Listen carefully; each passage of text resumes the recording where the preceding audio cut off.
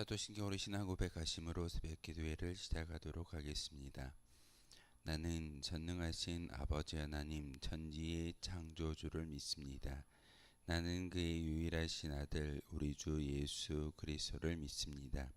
그는 성령으로 잉태되어 동정녀 마리아에게서 나시고 본디오 빌라도에게 고난을 받아 십자가에 못 박혀 죽으시고 장사된 지 사흘 만에 죽은 자 가운데서 다시 살아나셨으며 하늘에 오르시어 전능하신 아버지 하나님 우편에 앉아 계시다가 거기로부터 살아있는 자와 죽은 자를 심판하러 오십니다. 나는 성령을 믿으며 거룩한 공교회와 성도의 교제와 죄를 용서받는 것과 몸의 부활과 영생을 믿습니다. 아멘. 찬송가 435장 함께 찬양하겠습니다. 찬송가 435장입니다.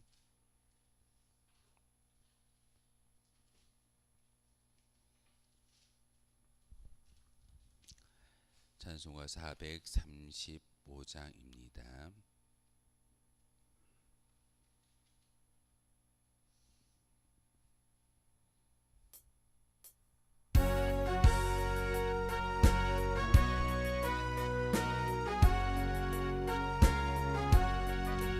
나의 영원하신 기여 생명보다 귀하다.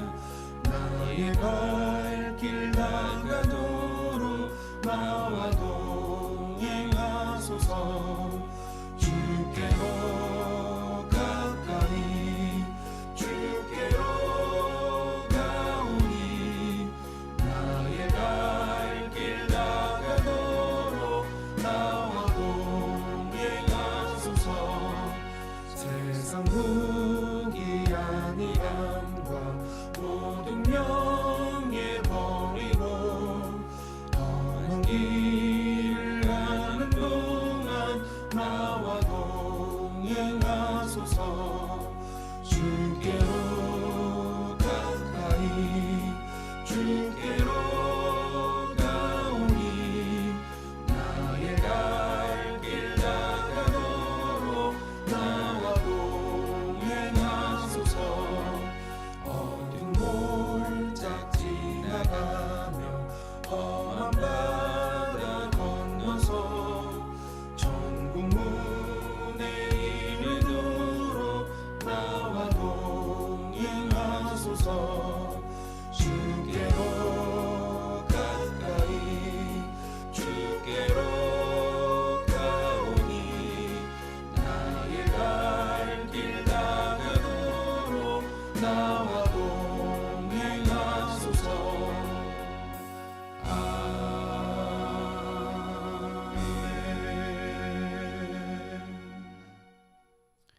함께 보실 하나님의 말씀은 마가복음 10장 17절에서 31절까지의 말씀을 보겠습니다. 마가복음 10장 17절에서 31절까지의 말씀 한 절씩 교도로 하나님의 말씀 받들어 읽겠습니다. 예수께서 길에 나가실새 한 사람이 달려와서 굴어 앉아 묻자오되 선한 선생님이여 내가 무엇을 하여야 영생을 얻으리이까?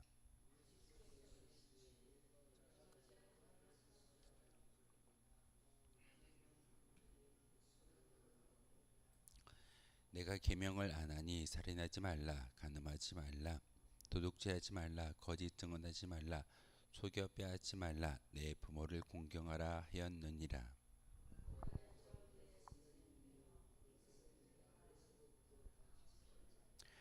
예수께서 그를 보시고 사랑하사 이르시되 내게 아직도 한 가지 부족한 것이 있으니 가서 내게 있는 것을 다 팔아 가난한 자들에게 주라. 그리하면 하늘에서 보화가 내게 있으리라. 그리고 와서 나를 따르라 하시니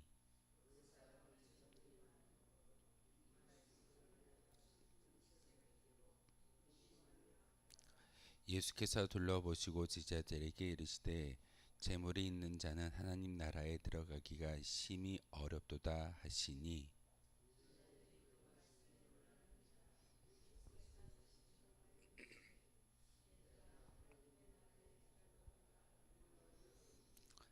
낙타가 바늘기로 나가는 것이 부자가 하나님의 나라에 들어가는 것보다 쉬우니라 하시니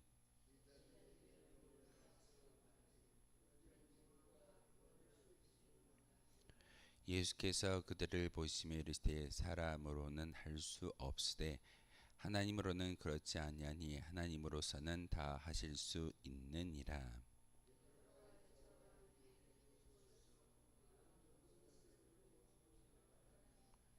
예수께서 이르시되 내가 진실로 너희에게 이르노니 나와 복음을 위하여 집이나 형제나 자매나 어머니나 아버지나 자식이나 전토를 벌인 자는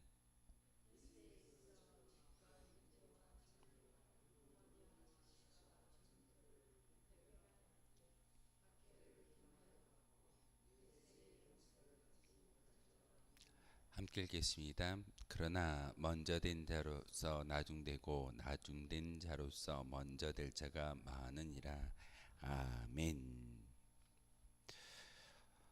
예수님께서 이제는 더 이상 3년의 공생을 거의 마무리를 지으시고 예루살렘에 입성하고 계십니다.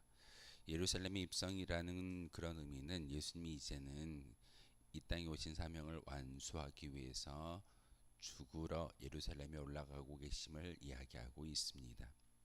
오늘 17절의 말씀에도 예수께서 길에 나가실세라는 말씀은 예수님이 이제는 마지막 그 사명을 감당하기 위해서 예루살렘으로 올라가는 도중에 만나는 사건을 기록하고 있습니다. 그때 한 사람이 달려와서 꿇어 앉아 묻자오되라고 이야기합니다. 급한 마음에 예수님을 찾아왔다라고 이야기하는 것입니다. 여기 한 사람이라고 소개되고 있는데 다른 복음서에는 이 한 사람을 부자 청년으로 소개하고 있습니다. 마태복음에도 그렇고 누가복음에도 같은 어떤 이야기가 기록되어져 있는데 바로 그 부자 청년이 예수님께 다가와서 한 질문, 그리고 그 질문에 대한 예수님의 대답, 또한 그 모든 상황들을 보고 있던 제자들의 그런 이야기를 통해서 마지막 31절에 우리가 잘 알고 있는 것처럼 나중된 자가 먼저 되고 먼저 된 자가 나중된다라는 그런 말씀을 예수님께서 제자들에게 가르침으로 주고 있습니다. 오늘 이야기를 통해서 본문을 통해서 우리가 깨달아야 할 게 무엇인지를 다시 한번 말씀을 통해 묵상하기를 소망합니다. 첫 번째, 바로 그 젊은 부자 청년이 예수님께 다가와서 했던 질문을 우리는 기억해 보아야 합니다. 선한 선생님이여 내가 무엇을 하여야 영생을 얻으리까? 라는 질문을 하고 있습니다. 여기서 질문에 대한 이야기를 조금 더 해볼 수밖에 없습니다.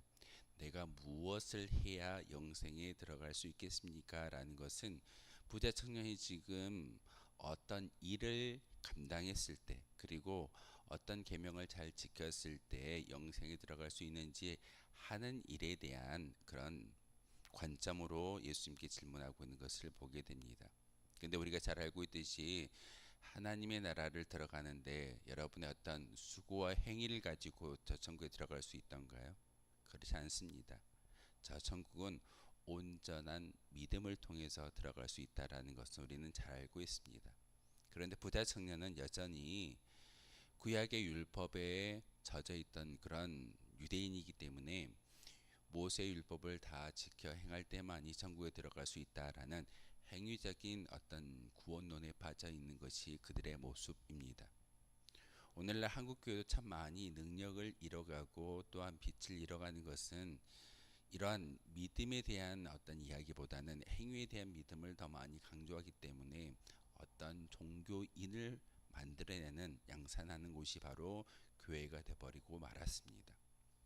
하지만 오늘 예수님은 분명하게 오늘 17절에서 31절의 말씀을 통해서 하나님의 나라에 들어갈 수 있는 것은 어떤 행위가 아니라 우리의 믿음이다라고 분명하게 가르침을 주고 있습니다. 그런데 여기서 또 다른 그런 예수님의 관점을 바라볼 수가 있는데 예수님을 향하여 그 한 사람, 젊은 부자 청년이 뭐라고 부르고 있던가요? 선한 선생님이여 라고 예수님을 부르고 있습니다. 예수님을 이렇게 호칭을 하는 것은 특별한 호칭이고 그리고 예수님에 대해서 존경심을 이야기하는 그런 모습이기도 합니다. 예수님을 따르진 않았지만 예수님이 바로 유대의 랍비가 되어지고 또한 그의 가르침은 복음의 메시지이고 천국을 이야기하는 그런 선생님이기에 바로 존경의 마음을 가지고 선한 선생님이라고 부르고 있습니다. 그런데 예수님은 어떻게 거기에 대한 답을 하고 있던가요? 18절에 보면 하나님 한 분 외에는 선한 이가 없다라고 말하고 있습니다. 예수님이 선한 선생님이라는 호칭을 받을 만한 그런 충분한 조건을 가지고 있음에도 불구하고 예수님은 하나님 한 분 외에는 선한 이가 없다라는 말씀을 통해서 모든 관점을, 모든 영광을 하나님께 돌리고 있는 것을 볼 수가 있습니다. 우리도 마찬가지이어야 합니다. 우리의 행위를 통해서 우리의 모든 것들을 가지고 내가 영광을 받는 것이 아니라 나를 통해 바로 살아계신 하나님의 영광을 드높일 수 있는 도구이어야 합니다.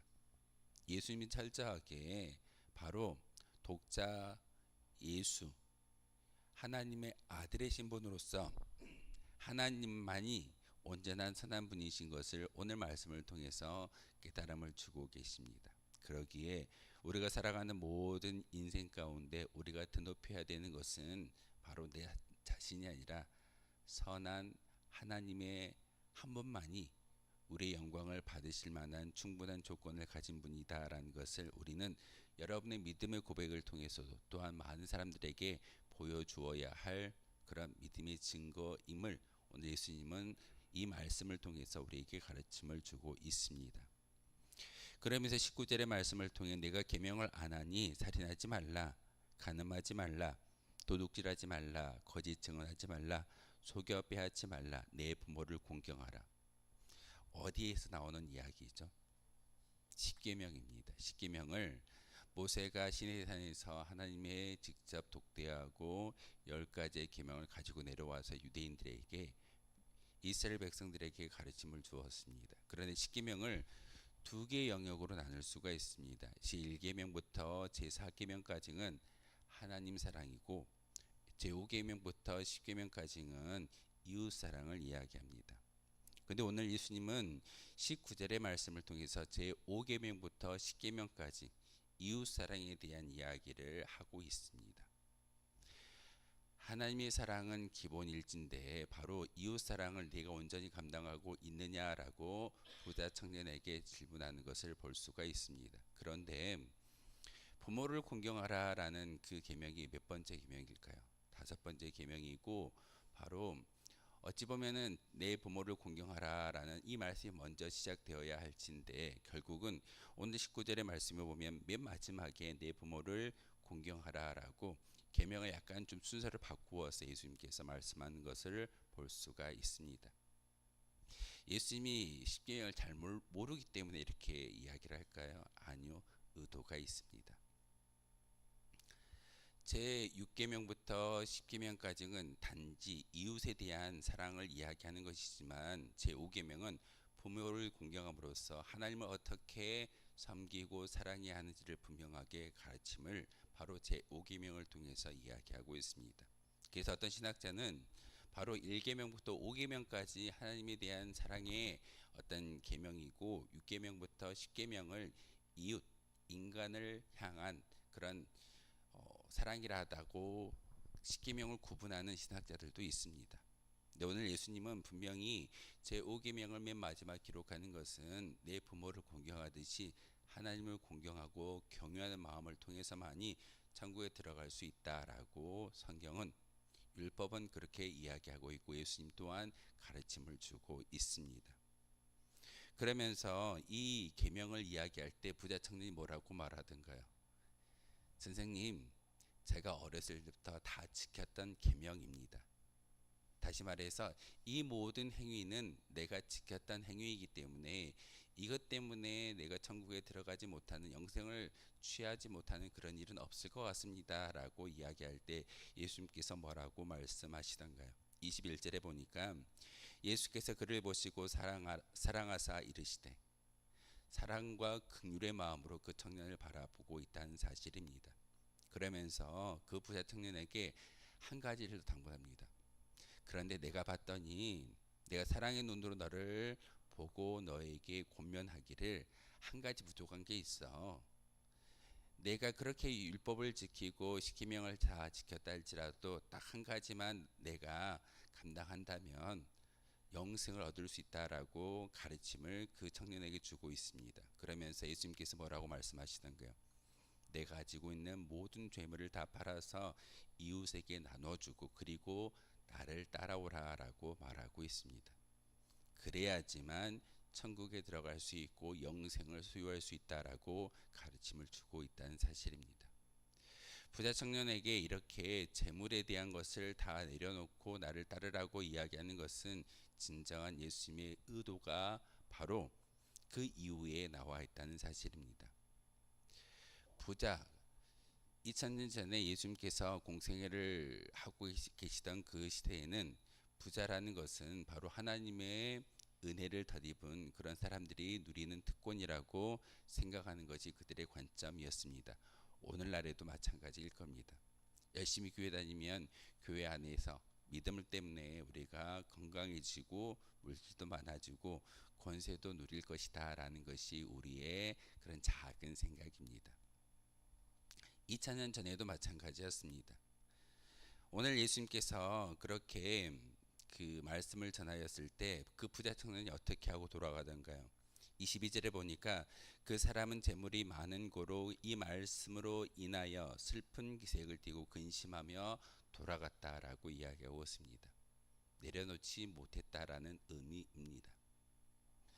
그런데 예수님께서 둘러보시고 제자들에게 말씀하시기를 재물이 있는 자는 하나님 나라에 들어가기 심히 어렵다라고 이야기합니다. 쉽게 말해서 부자는 천국을 소유하기가 쉬운 일이 아니야. 이 말을 제자들에게 하고 있었을 때 제자들이 24절에 그 말씀에 놀랐다라고 이야기하고 있습니다. 왜 놀랐을까요? 당시 제자들도 똑같은 생각을 가지고 있었습니다.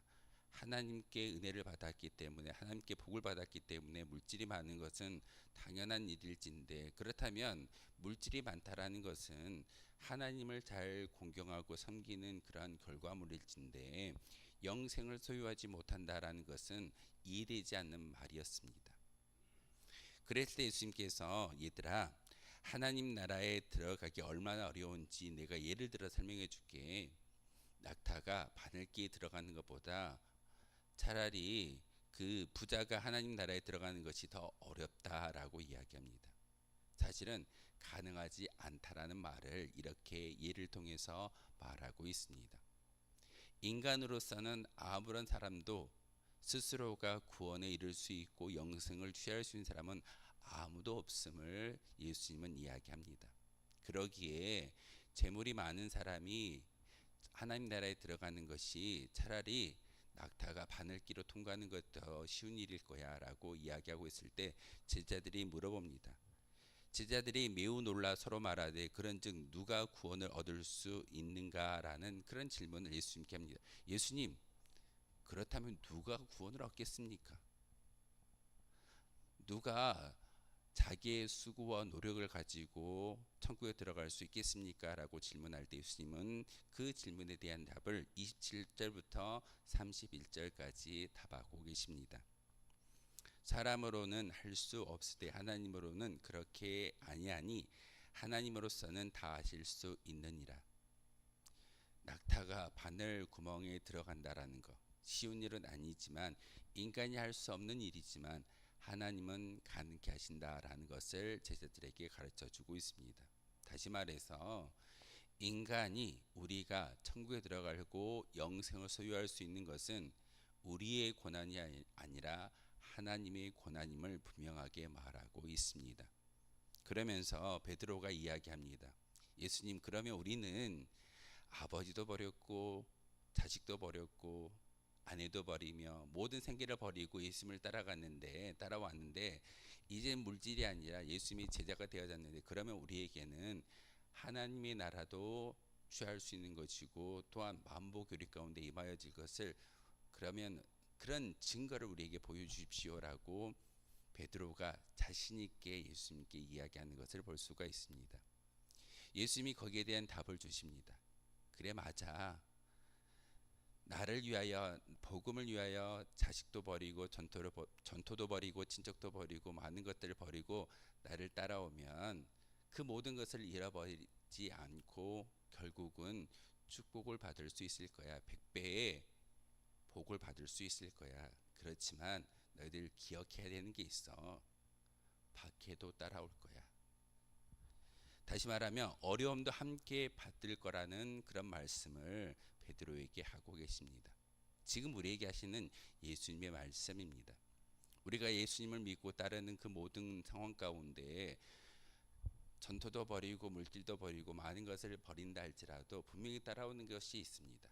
바로 박해입니다.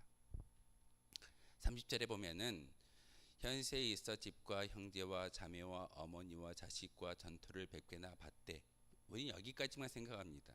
그런데 예수님 분명하게 이야기하십니다. 박해를 겸하여 받는다. 어려움이 겸하여 온다라는 것이 우리의 믿음의 여정길입니다. 고난이 없다면 진정한 믿음이 없는 것이고, 고난이 없다면 진정한 예수님의 제자길을 걷는다라고 이야기할 수 없을 겁니다. 이렇게 바로 전토를 또한 하나님의 은혜를 100배나 받겠지만 고난도 같이 받을 것이고 내세 영생을 받지 못할 자가 없다라는 말씀을 우리에게 주고 계십니다. 그러면서 31절에 그러나 먼저 된 자로서 나중되고 나중된 자로서 먼저 된 자가 많다라는 역전의 원리, 역전의 영적인 원리를 우리에게 가르쳐주고 있습니다. 성경은요, 역전의 이야기라고 해도 과언이 아닐 겁니다. 혹시 요셉이 어떤 사람이던가요? 요셉이 노예 신분에서 하나님을 온전히 섬겼더니 총리가 되는 역전의 경험을 하게 됩니다. 다윗은 어떤 사람이었나요? 바로 목동이었는데 한 나라의 왕이 되는 역전을 보게 됩니다. 믿음은 그렇습니다. 예수님께서 오늘 마가복음 10장 31절의 말씀을 통해서 역전의 원리를 이야기하는 것은 우리의 인생 또한 온전히 예수님을 주인으로 모시기만 하면 우리 또한 역전의 인생으로 살아갈 수 있음을 분명하게 말하고 있습니다. 먼저 된 자, 나중된 자, 이것은 사람의 관점입니다. 하지만 하나님께서 우리를 온전히 붙잡아 주시고 우리 가운데 임하여 질 수만 있다면 우리의 인생은 예수님께서 말씀하신 것처럼 역전의 인생으로 살아갈 수 있는 것이고, 우리의 최종의 종착역은 바로 우리가 소망하는 본향 저 천국일 줄 믿습니다. 영생을 마음에 소유하고 그 영생을 소유한 사람으로서 하나님의 영광을 위해 살아갈 수 있는 저와 여러분 되어 주시기를 주님의 이름으로 소망하겠습니다. 기도하겠습니다. 거룩하신 주님, 참으로 감사를 드립니다. 오늘도 예수 그리스도의 귀한 말씀을 통하여서 우리가 어떤 믿음을 가지고 살아가야 하는지를 다시 한번 깨닫게 하여 주시오니 참으로 감사를 드립니다. 하나님, 특별히 오늘 말씀을 통해서 우리에게 주셨던 그 믿음의 고백을 가지고 천국을 소망하며 살아가야 하며, 또한 우리가 진정한 예수님의 제자의 길을 걷지만 어려움도 함께 받을 것이다 라는 예수님의 말씀을 우리 마음속에 새기고 살아가고자 합니다. 하나님, 어려움 가운데 있다 할지라도, 온전히 박해를 받는다 할지라도 예수 그리스도의 제자의 삶을 놓치거나 잊어버리는 삶이 아니라 바로 31절에 우리에게 말씀하신 것처럼 역전의 인생으로 살아갈 수 있는 저희들 되게 도와주시옵소서. 특별히 오늘 저희들 기도하고 중보해야 될 기도의 제목이 있습니다. 수술을 앞두고 수술실로 들어가는 우리 권사님이 있습니다. 아버지, 그 권사님의 마음 가운데 담대함을 주시고 또한 그 수술의 모든 과정을 통하여서 다시 한번 하나님께서 창조하셨던 그 모습 그대로 회복되어지는 귀한 역사가 있도록 주님께서 은혜를 베풀어 주시고, 함께 중보하는 모든 주의 백성들의 중보의 기도가 그 권사님에게 큰 힘이 되게 해 주시고, 그 모든 과정을 통하여서 다시 한번 하나님의 귀한 일꾼으로 쓰임 받을 수 있는 놀라운 역사가 바로 이 병의 치유의 과정 가운데 임하여지게 도와주시옵소서. 하나님, 다시 한번 저희들 기도합니다. 우리 10년 가운데 거룩한 영 성령의 충만함을 허락하여 주옵소서. 예수 그리스도의 이름으로 기도하옵나이다. 아멘. 하늘에 계신 우리 아버지, 아버지의 이름을 거룩하게 하시며 아버지의 나라가 오게 하시며 아버지의 뜻이 하늘에서와 같이 땅에서도 이루어지게 하소서. 오늘 우리에게 일용할 양식을 주시고 우리가 우리에게 잘못한 사람을 용서하여 준 것 같이 우리 죄를 용서하여 주시고 우리를 시험에 빠지지 않게 하시고 악에서 구하소서. 나라와 권능과 영광이 영원히 아버지의 것입니다. 아멘. 기도하시기 전에 잠깐 광고 말씀드리겠습니다. 오늘 10시에서 11시 사이에 수술이 예정되어졌다라는 소식을 전해왔습니다. 여러분 꼭 기도하실 때 그 권사님을 위해서 중보기도 함께 해주시기를 부탁을 드리겠습니다. 오늘 말씀을 기억하며 함께 기도하도록 하겠습니다.